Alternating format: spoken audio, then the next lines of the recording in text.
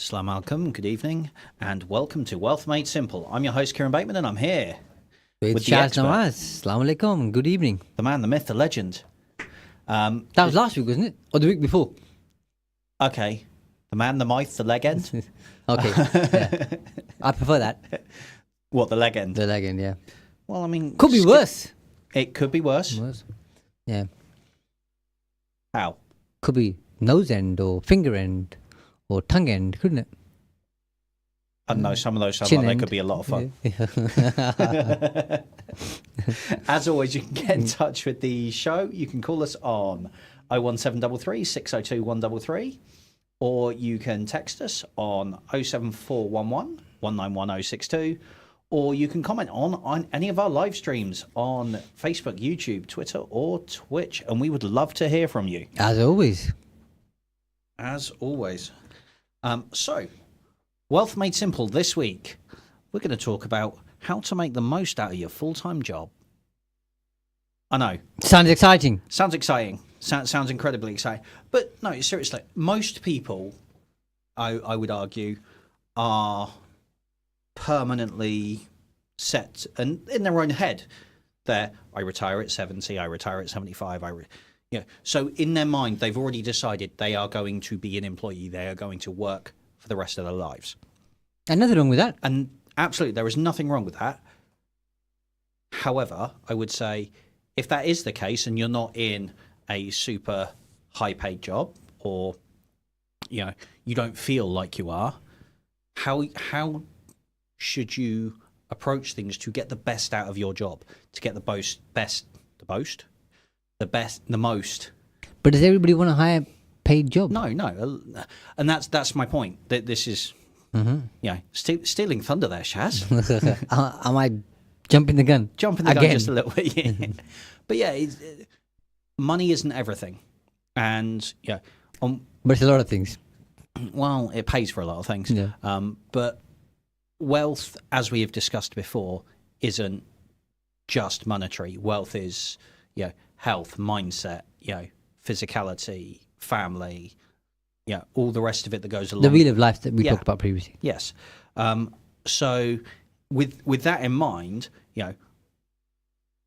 what do you want out of your job? What is your job giving you? Because I believe to have a happy life, you need to find a balance. And that balance needs to be something that makes you money, i.e. your job, something that keeps you healthy, whether that's physical exercise, whether that's a martial art, something just to keep your body healthy, and something to keep your mind healthy, learning, reading books, watching instructional videos, whatever. But those three things will give you ultimately a good life in whatever sense you want to interpret those three things.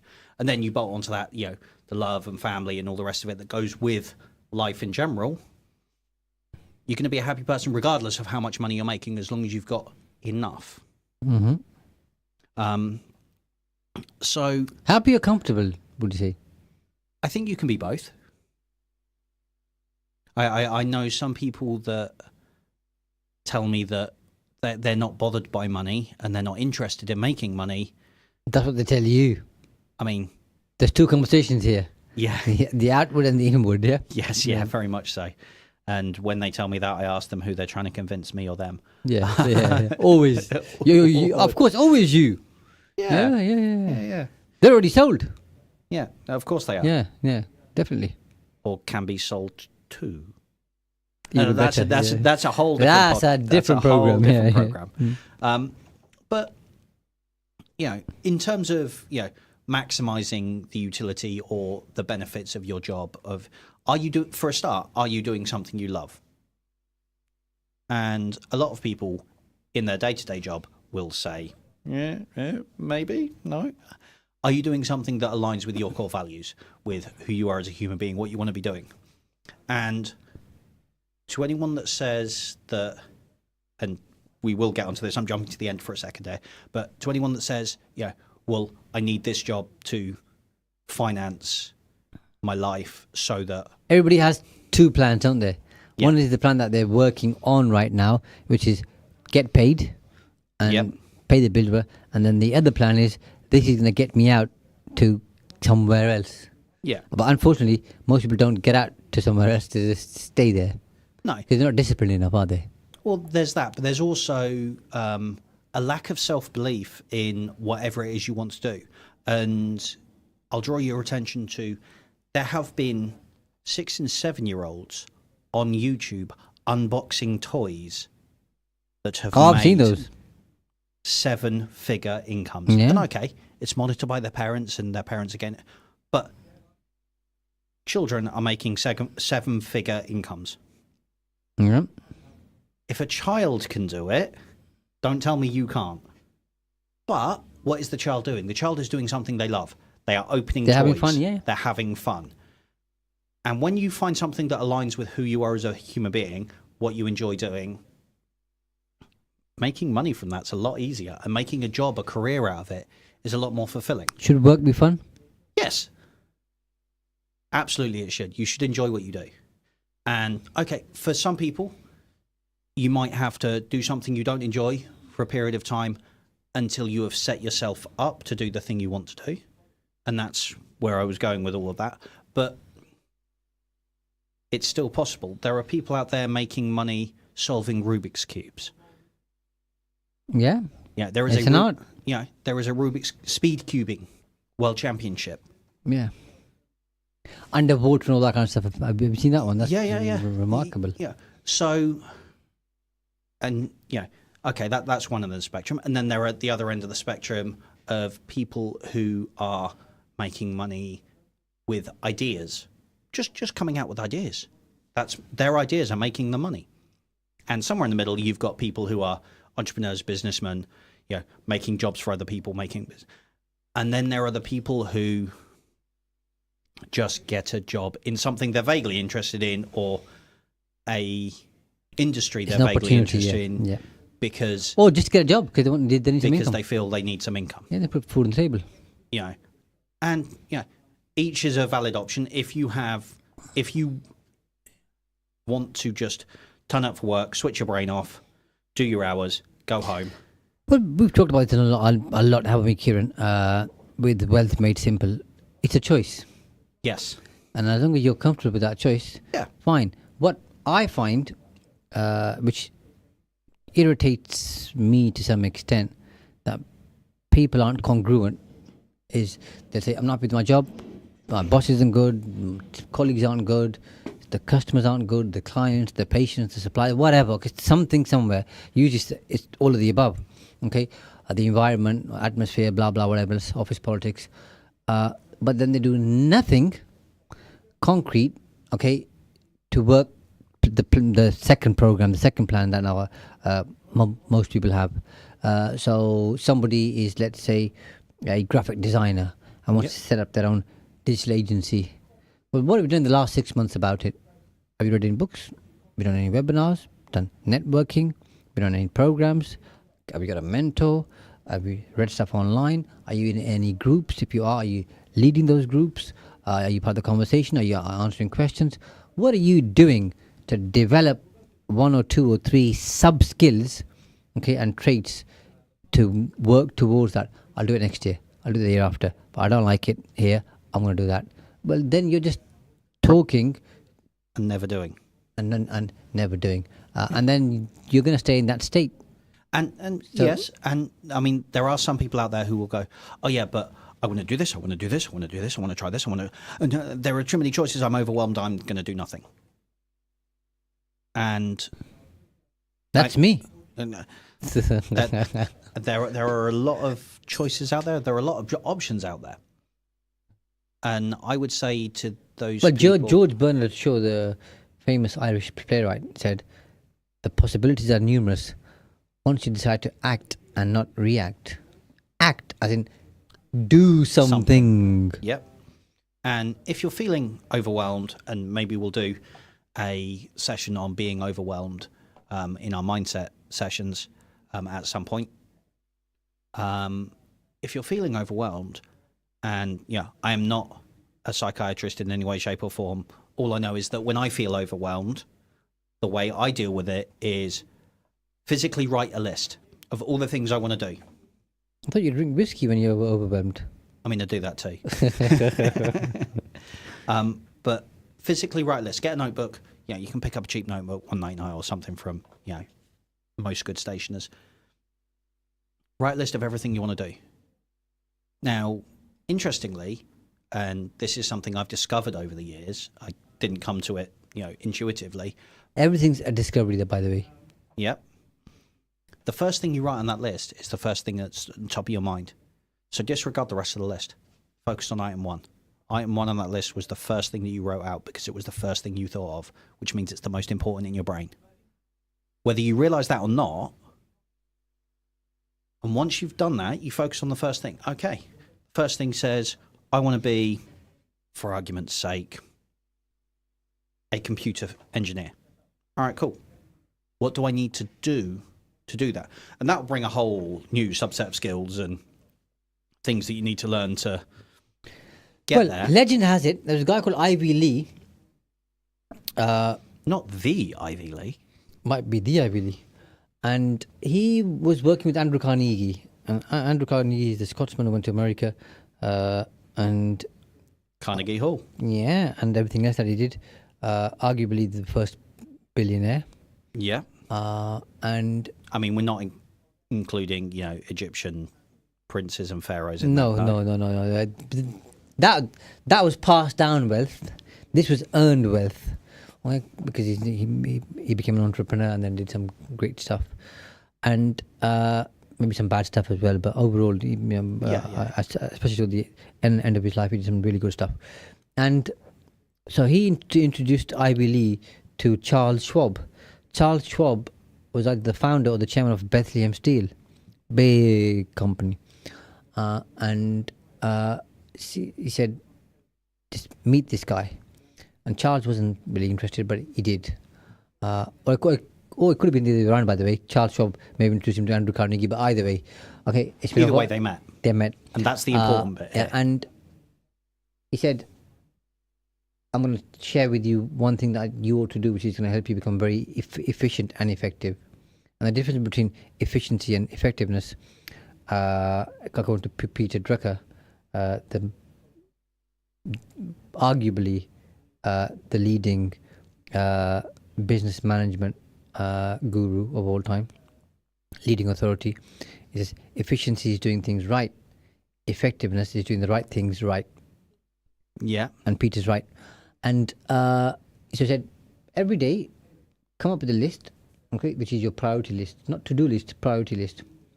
And write down 3-5 things you're going to do. And then when you start, reprioritize. And if number 1 is number 1, do that. Then go back to the list. And if you've got 4 things there, add a 5th one if you want to, if you have to. If not, from those 4 things, okay, number 2 was meant to be the second most important, possibly urgent, but important. But now I've done this. Number 3 is more important, so I'll do that first. And he said, just prioritize and reprioritize every single day, and you'll be very effective. And either Carnegie or Schwab said, how much do I owe you? He said, nothing. Implement it for a year. After a year, and this is going back in the early 1900s, possibly late 1800s, okay? Yeah. And just send me a check in a year's time. And in a year's time, receives a check for $100,000. And even if this is the early 1900s, okay, well over 100 years ago, you can imagine how much that 100 grand is worth in today's money. Well, yeah, with inflation. The guy said he transformed the way he does work. He became mega efficient and highly effective. So you're talking about this, the list. Yeah. And you're right, work on the first thing first and then reprioritize it. It's a game changer. Absolutely. Easier said than done, but if you do it, you build a habit, you can do it. And it takes on average 90 days to build a habit. So, 3 months on average for most things.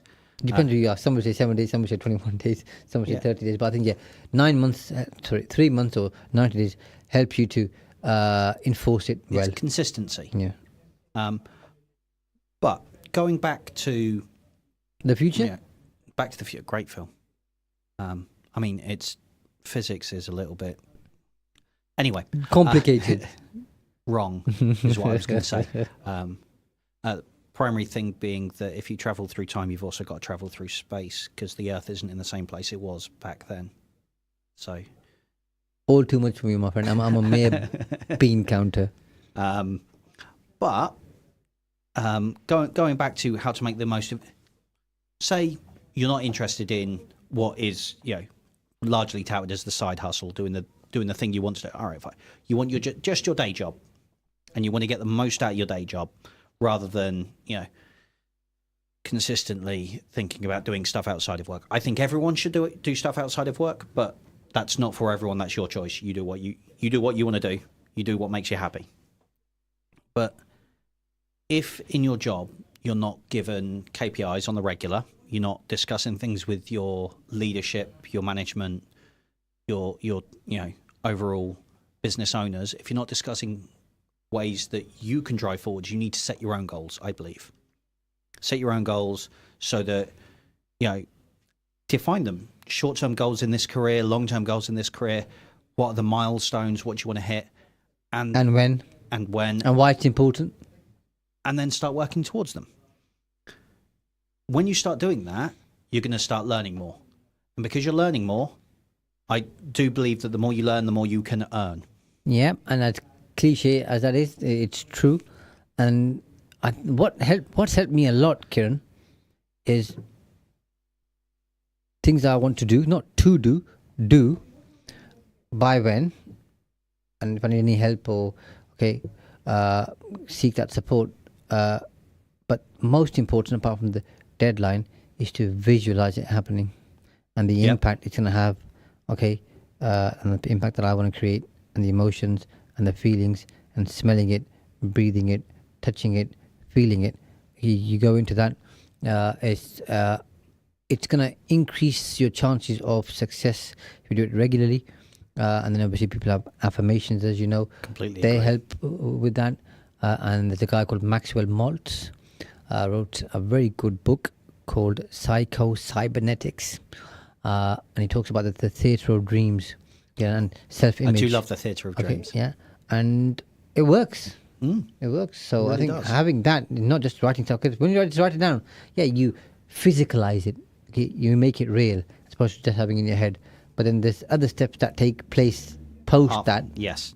That are very important. Yeah, a vision board is a fantastic tool, and I do believe they are very powerful. Well, last week you told me to have a VG board, and this week you're saying vision board. Well, Can you change your tack? Well, I mean, you can You're ask not the a witch ancestors. doctor anymore. But yeah, so once you've visualized your goals, you then start learning, because I want to get there. How do I get there? I've got to do this, this, this, and this. So you start learning. At some point in that, and this is the part that most people switch off at, and most people go, I don't wanna. And that is taking initiative. Get close to your management, get close to your senior team, get close to the business owner, speak to them, develop yourself with them. But also part of that is going to mean doing the thing, doing the work, and taking initiative. If that means you've got to go in on a Saturday morning just to get something finished or get something done when it's outside of your work hours, or you need to do some research outside of your work time, and you've got to put the effort in, you've got to do that, then do it. You might not get paid straight away for it, and that's a key thing to No understand. good investment pays you straight away, Kieran, as you know, and commitment is doing the thing you said you would do long after the mood you said it in has left you. Yep. And that separates the wheat from the chaff. Yes, it does. And that's kind of thing. And okay, in super large, monstrous entities, companies, it may be difficult to get noticed doing things like that. And this is why you need to compound it with consistency and with, knowing who to speak to. Because working hard alone will never get you the results you want. I promise you it won't. In some industries it might, but in general, working hard is not the sole solution. In anything you do, you are going to have to work hard. And I think you should. Yeah, absolutely. But working hard won't get you to where you want to go to. Working smart will get you to where you want to go to. It's when we did that episode on money, do you remember? Yes. We were thinking, the harder you work, the more you should earn, and working hard is important. Remember, I talked about the people who work the hardest in this world. Don't get paid the best. What I've seen, are usually in developing countries, working in fields, 15, 18 hours a day, lifting loads of heavy stuff, sweating it out every single day. And that's real hard work. And they don't get paid an awful lot. No, exactly. And that's kind of... They should, but they don't. You know what I mean? Yeah, and that's the point, isn't it? And that is precisely the point. And that's the thing. So if you're going to work hard, and everyone should work hard because... It's the right way to be. Well, good work ethic is... But I also think jobs are more fulfilling, they're more fun, they're more engaging, the harder you work. And you can be honest with yourself, don't you? That's just... Good day's work. Honest day's work, honest day's pay. Yeah, that's right. But when you start taking initiative and start embracing challenges and growing yourself and connecting with the right people at the right levels, those people, if they are the right people, will notice. And as with all investments, like you said earlier, it may take time, but they will pay dividends eventually. You've just got to prove your consistency and your commitment to it to get it done. And if it's so easy to get, like we said before, everybody would do it, and it wouldn't be worth having, would it? Well, no. So exactly. There's going to be a sacrifice in terms of investment, time, energy, effort, enthusiasm. And I think the longer you wait, usually, as long as you're doing making the right noises, taking the right steps, the better, the bigger the return. Usually, can't say for every single scenario, as you know. But especially in smaller companies, if you're in a small to medium-sized business where you actually do have a direct contact a lot of the time with the CEO, the director, the manager, the founder of the company, then you can make some real change, and you can discuss with them, get ideas from that. Most people who are at that level are happy, providing that it's the right time. Be sensible. Don't interrupt them in the middle of a meeting, but to talk to you about your ideas. And this is where all of this comes together. Is, are you adding value to them? Yep. Very important. Adding values. Yeah. And because everybody likes people who are adding value or are more valuable than what they get paid, because that is a recipe for success. So what are some of the other things you've got that you want to share with us, Kieron? Yeah, so some of the other things are, understand your time management, balance your job and your responsibilities, get good. If you are that person that always turns up late, leave 15 minutes earlier. Get there on time. It will make a difference. But there's this thing that I was reading, Kieron, where, and I can't remember what it's called, it's something to do with where people don't have time awareness. Yes. Yeah, it's a thing. Okay? And time gets lost on them, or they get lost on time, or whatever it is, okay? And they can never be on time. Yep. Okay? And if it's an illness per se, if it is, I sympathize wholly. Yeah. Okay? And that needs to be diagnosed and sorted. But bar that, if it's an excuse, it's a poor excuse, Kieron. I think a lot of people hide behind that as well. Do you know what I mean? Yeah, they do. Oh, okay, now I'm always late. I'm never on time. I've tried my best. Well, try leaving home 15 minutes early. That might solve your problem. Yeah. With no traffic, my journey from my house to work is a 20-minute drive. With light traffic, it's 25 minutes. Heavy traffic, it's close to half an hour. Okay. I start work during rush hour, so I know there's going to be heavy traffic. Well, logic dictates leave 35 minutes before I'm due at work, because that means that I'll still be at work 5 minutes before my start time, which means I'm on time. Yep. Rather than, running late. focus on the quality of your work, not just the quantity as well. Go to the networking events that, one, your business throws, but two, that are within that business sector that you want to be in, and plan everything. And don't forget to take some time out and celebrate your achievements and celebrate the achievements of others. Yeah, absolutely. I think that's more important than sitting there and talking about doom and gloom and how the world's against you, being a victim. Yeah. I think people don't celebrate success enough. Build each other up. Small milestones, medium milestones, big milestones. Yeah. Do it. And that will get you, right up to where you want to be, and make your time, even if it's in a job you want to stay in, as a job, more fun, more efficient, more effective, and better. Yeah, absolutely. And on that note, we'll see you after the break. Stay tuned to Salam Radio after this short ad break. Are you looking for a career where you can make a difference? At Cross Keys Homes, we work with our local communities to create opportunities that change lives. We're looking for enthusiastic, talented people to join our team, from apprenticeships to senior management positions. Cross Keys Homes can support your development while you enjoy great employee benefits. There are so many opportunities for you to shine. Apply to join the Cross Keys Homes team at crosskeyshomes.co.uk. Are you a savvy shopper searching for the best food deals? Look no further. Adams Cash and Carry can help you save big. We're not just a food wholesaler for takeaways and restaurants. We also welcome household customers at our warehouse in Westwood, Peterborough. Visit our website and enjoy wholesale prices on everything from drinks to flour, rice to burgers, and much more. To shop, go online and collect in store. Visit adamscashandcarry.co.uk today to start your savings spree.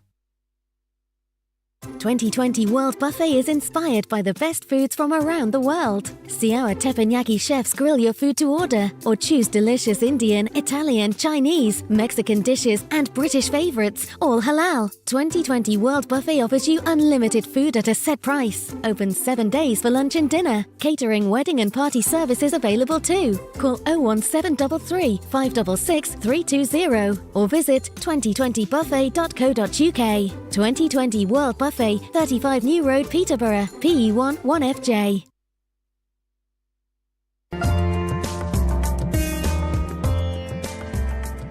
Where can you get high quality and low prices?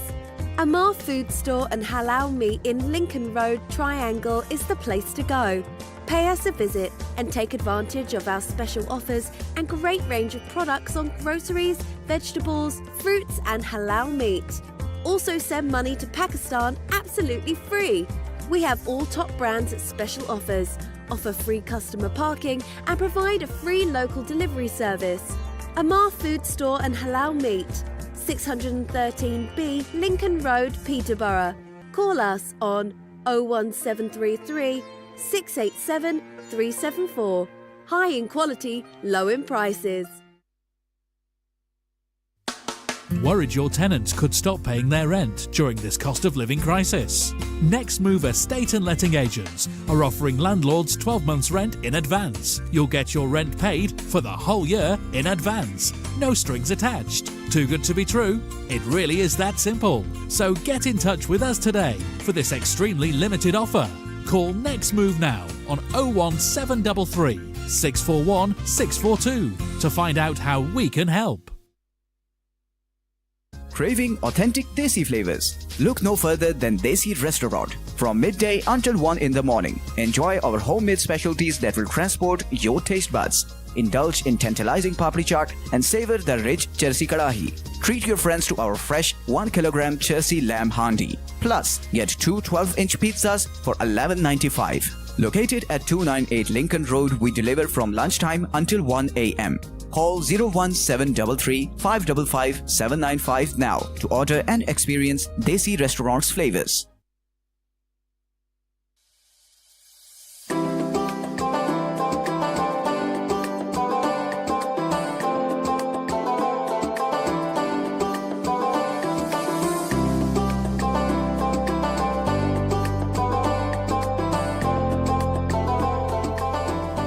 This is Salam Radio, Peterborough's Muslim. Salam alaikum, good evening, and welcome back to Wealth Made Simple. I'm your host, Kieran, and I'm here with the expert. Shaz Nawaz. It's very rare that I can get called the expert. Well, you are an expert. Yeah. We're yet to find out an expert in what, but we'll find in all things nobody knows about. Yet to discover. I am an expert in random things. Things that have no bearing on my life whatsoever. They're just nuggets of information that stick inside my brain. It all comes handy somewhere, my friend. All comes in handy somewhere. Well, that's what they tell me. I'm waiting to find out when and where. But give it time. I have faith. It'll be fine. I mean, you're only 65, so you've got your whole life in front of you yet. Well, it's interesting. There are a lot of famous people, a lot of successful famous people, didn't become successful or famous until rather late in their lives. Like Morgan Freeman. You know, Morgan Freeman, Colonel Sanders. I think Colonel Sanders was in his 60s before he founded KFC. Yeah, so I mean, that's just... So there's hope for you yet? There is hope for me yet. And there's hope for everyone else out there who thinks... No, everybody else is fine. It's you that we're trying to fix. It's just me, yeah. We do this for you. And I appreciate it. Not for anybody else. And I do appreciate it. We should make it out we're doing it for everybody else. Yeah. And if you believe that and you want to get in touch, you can call the studio on 01733. Right about now, yeah. 602 133. That's 01733 602 133. You can text us on 07411 191 062. Or you can comment on any of the live streams on Facebook, YouTube, Twitter, or Twitch. And let us know if you think this is all for me, or if it's... All for Shaz. All for Shaz. Or if it's all for one and one for all. Yeah. Okay, Dog Canyon. Anyway, back to... reality. Back to life. No, let's not get... you talked about the founder, you talked about... who was Back to the Future? It's the episode movie, of Backs. Yeah. Episode of Backs. Yeah. The Empire Strikes Back. Yeah. Now, when we say that, do we talk the British Empire or are we talking the film? Oh, you're going to get some trouble now. Don't talk about I'm going to step away from that. No comment. On a serious note, though, this episode of Wealth Made Simple, we're going to cover Grade 2 listed buildings. Now, you quite like Grade 2 listed buildings, don't you? I love them. Never used to. I mean, I've always loved... I like architecture. Yeah. And one thing that I like about London and many other places, but especially London, is the architecture is phenomenal, beautiful. Cambridge is. But if you go and explore, it's mind-blowing how people created these buildings back in the day. Yeah. And I've always admired Grade 2 listed buildings or any form of listed building. But I was always afraid of doing any work on them because everybody says, when I say everybody, most people say, oh, they're hard work and the counters are difficult and you can't do this and you can't do that, you can't change this. Was this a case of they say, and then you started to ask the question, who's they? And you found out that it wasn't actually all that. Yeah. Yeah. No, it's it's not Dave from the pub. It's actually people who are property investors who've been told, okay, that Grade 2 listed buildings are complicated. And I wouldn't say they're complicated per se. They can be. They're different. You just got to handle them differently. I mean, everything... You got to be more sympathetic towards the infrastructure and what's there. Everything's complicated if you want it to be. Yeah. But I quite enjoyed them. I've done, I think, 2. We're going to our third one now. Yeah, we've done 2. Yeah. On our third one. So in the space of the last 3.5, 4 years. Okay. So I quite like them. Yeah. Yeah, and I mean, they offer a little window into history, don't they? A little window into what has come before. And it's nice. And there's some beautiful features. Yeah. Which you can make good use of. I mean, the one that we're going to work on next, as you know, in Boston, okay, it's a stunning building. Stunning building. Absolutely stunning. You know what I mean? The windows, the entrance, okay, the ceiling, Some of the doors, phenomenal. You can't. But I don't think you can build that today. Or if you did, it'd cost a lot of money. It would cost a lot. To that level and that type of material, and some of that maybe it's become obsolete, or there's better way of doing things, and it probably costs too much to do. But yeah, it's just stunning. Yeah. And the thing with older buildings, grade 2 listed buildings, things like that, is some of the things that were not considered features when the building was built have become features over time. Yeah, because they've kind of become obsolete. Between us, you and I went. It must have been it was last year now. And we went and looked at a building, and the ceilings were very, very low. Do you remember? Oh yes. Below the legal standard for this day and age. Yeah. And I'm not the tallest man in the world. I touch 6 foot on a good day when I've got my heels on. And the rest platforms. But you had to duck to walk around this entire building. Yet other buildings of the same period have these huge vaulted, lofted ceilings that very high ceilings seem to go on for absolutely miles, and they're fantastic. Because sometimes, and in some cases, and I've seen people do this, the ceilings are that high. You can get a second floor in there. We've done that. Yeah, we did that at the New England Club. Mm-hmm. We're so high, we got a third floor in there. Yeah, exactly. And as long as you go into it with your eyes wide open, you do all the structural work, you understand what it is you're getting into, things like that are entirely possible. And from an investment point of view, if you're investing in a very high ceilinged, grade 2 listed building, ceilinged, there is no ceiling on it. You can do things like that. And if you're doing, for example, as you were, a commercial conversion, going from commercial property to residential, you're turning it into what is essentially high-end flats. Suddenly you've got triple the space, or at least double the floor space that you had before, because you make use of that airspace, if you like, in between floors. If done right, they are attractive to many people because they're beautiful buildings, and you can make some features out of them. We have made quite a few different features over the years, and they're more appealing. Yeah. So there's more demand for them.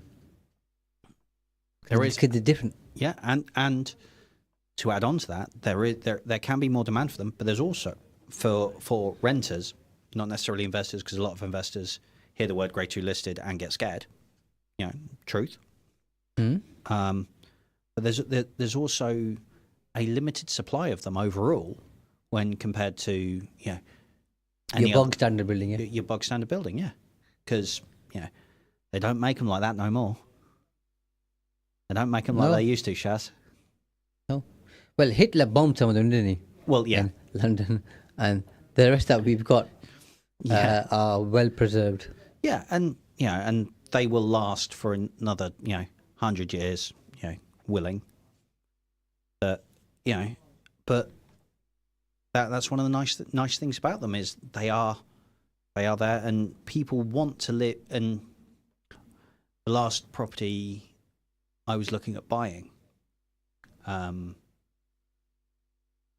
of the selling features of it was that this is an old listed building that's got character. It's quirky, and a lot of people really, really resonate with that. They really like it. They enjoy the quirkiness of it, the little things that you don't get in a flat pack house, as the term goes. A wimpy or a persimmon or whatever. Yeah.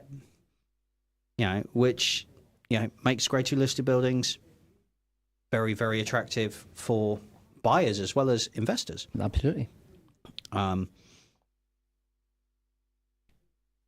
What was I going to say there? I've completely lost my train of thought. While you think about it, Okay. I think obviously you have to work very closely with the local authority, and they'll have a conservation officer Yeah. who will want to work closely with you. There may be more work that you need to do because it's an old building, and sound testing, acoustics, pressure test, all that kind of stuff, and not just the tests, but more work to meet the current standard and criteria. Not always, but it could be. It can work in your favour because the next one that we're doing in Boston, which I just mentioned, okay, it's got the floors are made of cement, so that's good soundproofing in itself. Do you know what I mean? Yeah, That's going to save us money. And then you, once you've obtained planning, you then got to get listed building consent as well. If you don't, you're in big trouble. You're breaking the law. So you got to make sure you get that. And then obviously the county will have a certain view on the windows, the doors, external features, okay, internal features.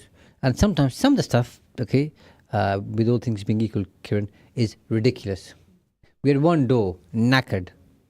I said, you can't change it. But the door's knackered. Yeah. It's no good to anybody, and it's not. Show me the feature that this door has, or what's special about it. There's nothing. No, Yeah. but you weren't allowed to change it. No, we weren't. Nonetheless. Another one, we had a busted fireplace. Horrible, really. You could have replaced it and done something similar in a much better way. Okay, and it would look good. Wouldn't let you do it. Sometimes they pick stuff, but you think, here, there's no real reason, you know. But more often than not, to be fair to councils, most of them are that I've had exposure with, both for my clients and myself. Okay, they're very helpful and reasonable and sensible because they want to see listed buildings come back into use. Because some of them have been empty for a while, and especially if they've been empty for a while, so they'll be helpful and sympathetic towards your cause as well. And so make sure you get listed building consent before you start work, and make sure you know what you can, what you can't change. And that leads me into the point that I was thinking about. Aren't you glad I'm here? I'm so glad you're here. You make my life I feel like the easier. expert now. You make my life easier every day. I should get paid for it, shouldn't I? You should. Yeah. Why don't... Do you not? No. I thought you were doing this for the love. Because I love you. Yeah, of course I do. Yeah, that's why I'm here. But using the right materials, because... And this is something that I think people should understand, is that the materials that we used to build houses 100 years ago, 200 years ago, are not the same that the technologies move forward. They're not the same materials. They're not the same mixtures. So you can't just put modern cement on a grade 2 listed building, for example. You've got to use, and this is, you know, in a part of all the legislation and stuff, you've got to use the same materials if possible, when repairing structural or repairing parts of the building that require it. So limestone cement was used 100 years ago.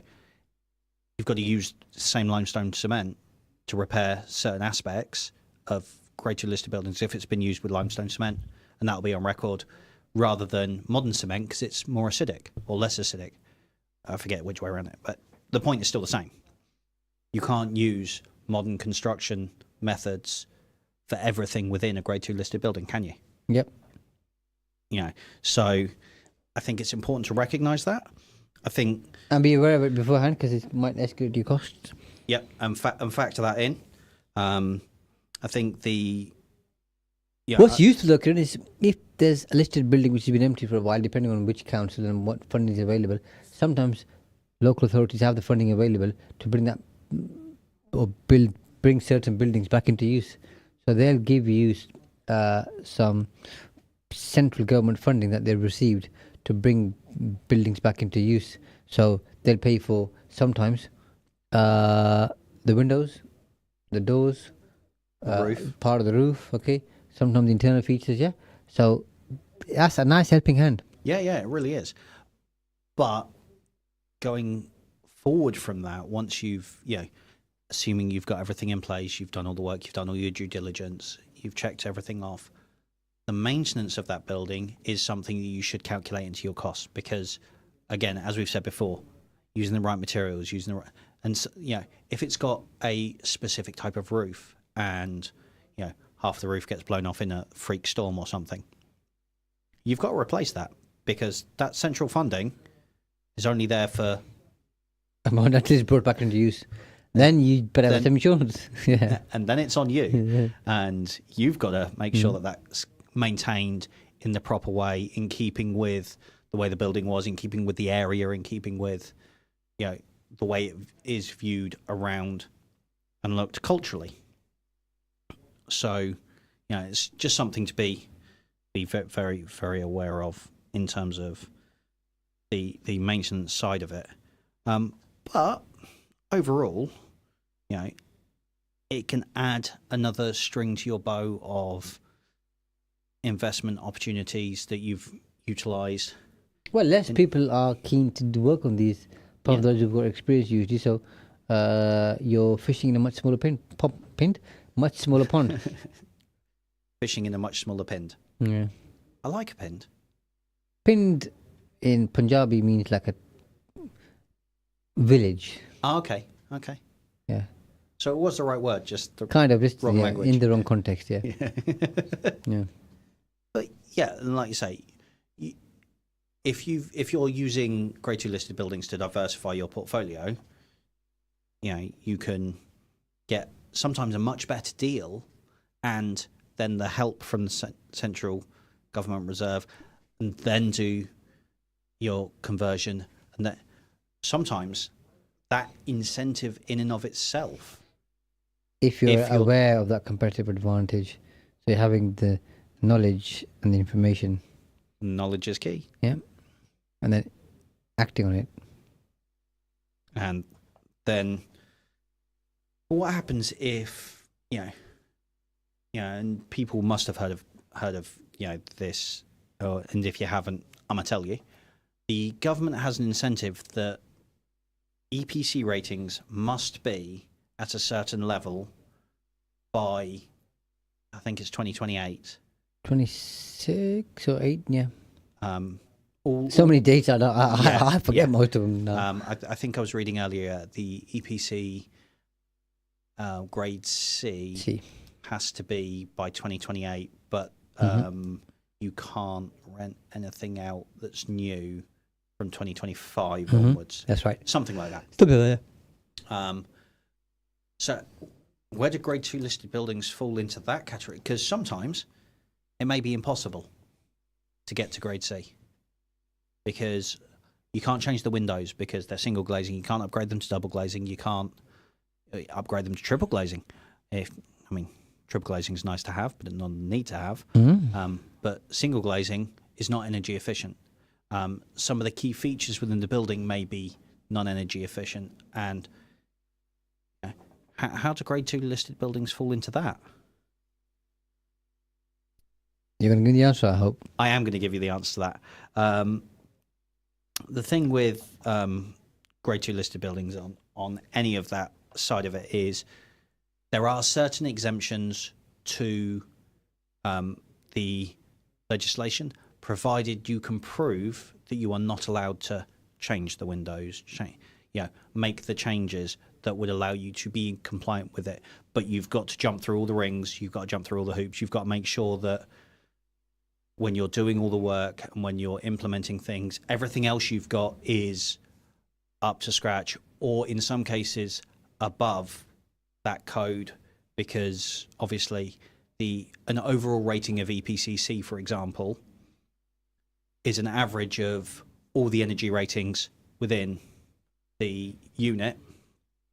So if you may have to spend a little bit more and get better energy efficient radiators, for example, if you can install new radiators, better efficient, if you're keeping, the other bits and pieces, insulation in the ceiling, in the floor, things like that need to be better than the average. Of course you do, because you've got to compensate for... Because you've got to compensate for... Of the windows, if that were... for example. Relevant, yeah, of course you do, yeah. So, it's something to be aware that it may actually cost you more in that regard, in terms of overcompensating in other areas that you can compensate in, versus the things you cannot change. Now we can do about that, my friend, when it's government regulation. Yeah, but it's something to be aware of, that in your calculations, your costs, you can't, because a lot of people will go, The government minimum is C. Okay, I'll make sure I hit C. And that'll be the end of that. Yeah. And it's more expensive to hit A, so can you blame them? Yeah, that's just. I have no problem with people as long as you're meeting government guidelines and legislation, fine. But if you're going through a Grade 2 listed building, some things you can't change. Key features like the windows, a lot of the time you can't change. Doors, you can't change. Yeah. So. And sometimes you're handicapped in terms of doing certain things. Yeah. Making rooms smaller, for example, because there's something in the ceiling or the floor where you can't divide it up. Yeah. So that might cost you more to do or get round, or you're not utilizing the space in the best way possible. Because people used to do a simple calculation of it's 100 square meters or whatever. Okay, 25% of the space I can't use, 75% I can. How many flats can I get in here or apartments? It's not always. I mean, that's a big thumb rule, yeah. Yeah. But it's not always precise. Walking around the building, as you said, and as we were talking about earlier, creating capacity if it's a high ceiling, that type of stuff, that has more benefit in terms of adding value. So you just got to be aware of that. Don't just do the simple, the back of a cigarette packet calculation. Think this is going to work all the time. Because if you get it wrong, you can get it horribly wrong. And one thing, and you don't want to get it wrong when you're buying a building for a couple $100,000 plus. Yeah. I mean, the kind of sizes that we buy, which are more. If it's £500,000, £1 million, get it wrong, that's going to be painful. That Very entry painful. tax. Yeah, that entry is tax going to hurt. that we've discussed before is going to really hurt on something like that. And also, if you get it wrong, you could potentially get it wrong in the worst way possible, which is with the listed building status heritage conservation, which means you are then responsible for putting it back exactly the way it was before you started work at your own Ouch. cost. Mm. That's law. Yeah. That's and that's not a fun place to find yourself in. And and that's the thing with Grade 2 listed buildings. Well, ignorance isn't bliss, is it? No, it's not, and it's not an excuse either. No. And that's why we do shows like this, where we give you the heads up, but this is just that. It's just a heads up. This is by no means an exhaustive list. There are so many. You're fully conclusive, yeah. No, there are so many other things to cover, and I mean, we could go on for a good few hours about Grade 2 listed buildings. Yeah. And about because it's interesting. Yeah, and there we are. Taking a look at actual Grade 2 listed buildings, going if you look at and the difference between Grade 2 and Grade 1 listed buildings. Oh, that's a big difference. They're huge difference. Yeah. But we don't have time or scope for that on this particular show. Yeah, don't look at Grade 1. Just stick to Grade 2 for now. Stick to Grade 2 for now. Trust me on that. Yeah. You'll have to take my word as as gospel. Because Grade 1 listed buildings, that's a whole new ball game. Yeah. But if you are interested in Grade 2 listed buildings, go around, have a look at them, enjoy their character, enjoy the quirkiness of them, enjoy the difference that they bring. And they give you a competitive advantage because most people shy away from them. Yep. And then that's just it. Enjoy the competitive advantage you get of being one of the few people that will go through Grade 2 listed buildings and look to work with them, work on them. And work with somebody if it's your first project on a Grade 2 listed building. Work with somebody who's got experience, like a specialist builder. Yeah. Who can work in Grade 2. Having a mentor, a coach, or a guide, or a JV partner who's done that stuff before. Yeah. And you cut your teeth into the job. Don't get greedy. I want to keep it all to myself, but I don't know what I'm doing. I'll have a go. Wrong kind of business to be having a go, my friend. Wrong business to have a go. Yeah. Because you know how that usually ends up.